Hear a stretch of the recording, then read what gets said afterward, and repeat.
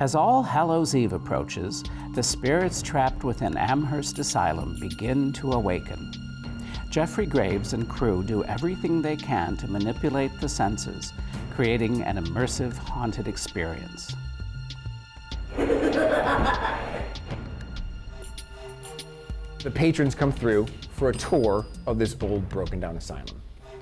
And as they go through, they're awakening what are basically the spirits, and I don't mean like the we ghost type of stuff, but almost like energy manifestations. So you're seeing the things that have happened in the past. You're experiencing them as if you were there. So everything we do, I try to keep away from bright reds, or bright colors. I like to have everything toned down, kind of muted, dull blues, browns, yellows, whites, that kind of stuff. It's almost like you're, again, walking through an old film. So everything is kind of geared around that. See, most haunted houses and attractions, they're like to just scare you. And I look at this more as a movie that you're walking through. So I want it to have a beginning, a middle, and an end. It's not just about a bunch of people jumping out at you or a bunch of blood or whatnot. I want you to feel like you're actually there. And I want people to feel like they're in an old asylum. The creepiness factor is everything. You know, if people come out screaming, awesome, we're a haunted house. If they come out laughing, they're still entertained. And that's the number one thing for me, is being entertained. It's one big show that's put together with a bunch of different little pieces. It's really a weird mix between like a theater set and a movie set. We have all of our actors. We have our tech people. We have our scenic people. We have our character wranglers. We have makeup, it's production designers, everything. We have pretty much everything. Everything really has to go together, just like a movie. You can have beautiful sets, but if the acting sucks, who cares? Nobody's gonna like it. And vice versa, actually. If you have great actors, but everybody's walking through the same thing, or it's just not finished. So it really has to be a complete overall assembly of everything.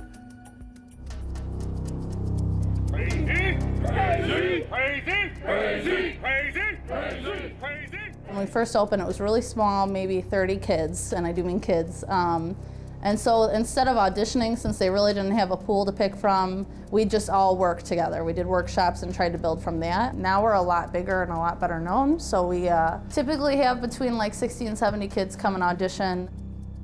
So auditioning here isn't make or break. It's not whether or not you get in. It's what we want to see what your strengths are. So we're doing things like having each person be a patient, because we want to see what kind of patient they think of at the very beginning. It's about what are your strong points, what are your weak points. We will focus on your strong points while building up your weak points. Because at the end of the day, we're just a whole bunch of weird people in weird makeup, in weird clothing, and having a good time, you know? And to be able to break away from the everyday normal stuff. One of the things I always try to tell people is leave all the garbage at home. With family, friends, work, school, whatever, leave it all at home, because you get to be something different here. And if we can show that to them in the auditions and they start to break out, you know, especially if somebody's really quiet and then all of a sudden they start acting really crazy, you know, pulling their hair, picking at their skin, talking really loud, interacting very confidently, even though they have no idea what they're doing. That's a huge bonus here. The beauty of an asylum is that you can literally get away with anything. So when you walk through, you see a lot of different characters with a lot of different things going on. We have kids that are silent, people that are screaming, people are mumbling to themselves, kids who are cowering in corners. You have patients who are just running around, running into walls. I mean, there's really no limit to what they do.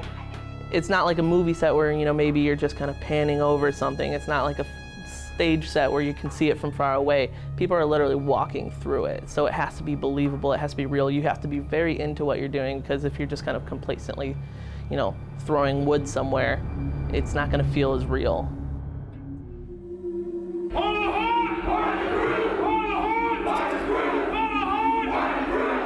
Usually Jeff will pick what the set's gonna look like, and then I work from that. So we'll talk about like what he's thinking, what he wants in there, and then I'll go from there. I'll be like, oh, okay, cool, so we can have nurses in here, but what if they had this on their face, or what if they had that sort of thing? Right now we just use skin-safe silicone, skin tight, as far as prosthetics go, but for now we just do a lot of 2D, straight on the face, bruise wheel type stuff, airbrush. So we have our regular patients, and it goes, I guess, level of evil sickness, because some of them just look like they haven't slept in a while and they have like some veins showing, and other ones have like full-blown like black goo coming out of their mouths and their eyes and their ears. So those are the patients. The nurses, they can be anywhere from slightly aged with some beauty makeup to, again, like full-blown like drippy gooiness, or they'll have parts of their skin cut off and it'll be like open muscles exposed.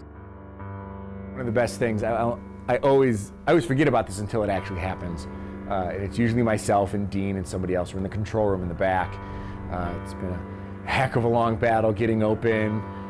But that first night, man, we'll be sitting back there taking a breath, and all of a sudden you'll just hear this blood-curdling scream, and everybody just starts breaking out laughing. And you're like, yeah, that's what we're doing. That's what we're here for, and that's when you know you've nailed it.